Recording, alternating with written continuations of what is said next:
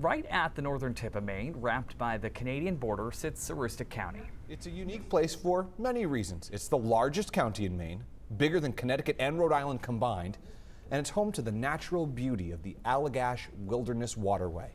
For centuries, its fertile soils and thick forests supported generations of farmers and loggers. Now, in that serene setting, a political spat is heating up. News Center Maine's Jack Mulman breaks down the high-stakes race for Maine's Senate District 1. In the county where potato fields line Route 1, the Grand Aroostook River runs through Caribou, the nation's most northeastern city, where you can four-wheel in the summer and in just a few months be able to snowmobile. The seasons are changing. The upcoming election could bring a leadership change to the county. This district is currently represented by State Senator Troy Jackson of Allagash, a longtime logger. He is also a Democrat. Come November 8th, voters will get to choose between Jackson and his Republican challenger, Maine House Representative and Republican Sue Bernard. Bernard, a former news anchor for the county CBS station WAGM and currently living in Caribou. She is campaigning on a message of change. If Jackson were to lose to Bernard, it would follow a trend of the county leaning Republican.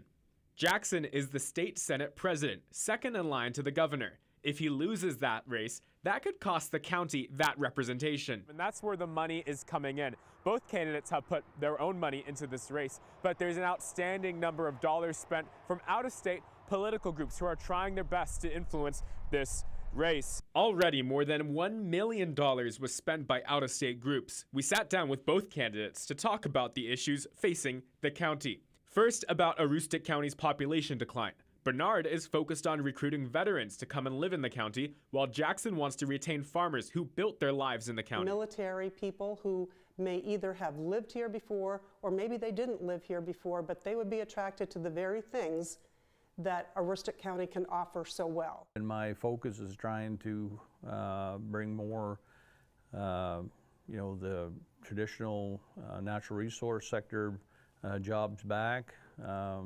Be it logging, be it farming, be it fishing. Abortion, a hot-button issue now that states have control. Sue Bernard would not answer if she would restrict abortions beyond the viability law in Maine without seeing a specific bill. Jackson says he would not vote to further restrict abortions. Again, I would have to see the bill and I would have to hear from people because I'm supposed to represent people.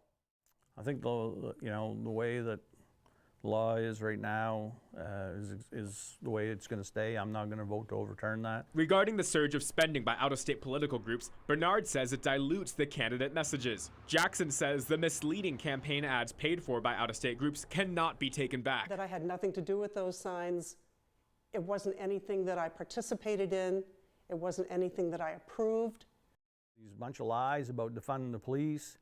And my opponent can walk right in the parade with those campaign signs and not say anything about it. Both candidates were talking about political ads from this summer posted by the Maine Republican Party saying that Troy Jackson supports defunding the police. Bernard says she would not have posted those signs herself, but did not disagree with its messaging. Earlier reporting from News Center Maine shows those signs were inaccurate.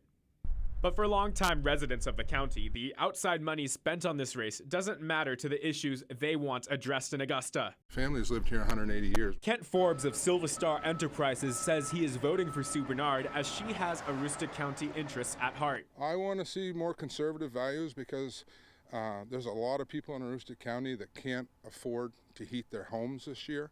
And it's going to be a tough winter for a lot of the elderly. But for Troy Jackson supporters, I'm on my way to vote. They argue Jackson is a problem solver who knows the county's best interests. He is genuine.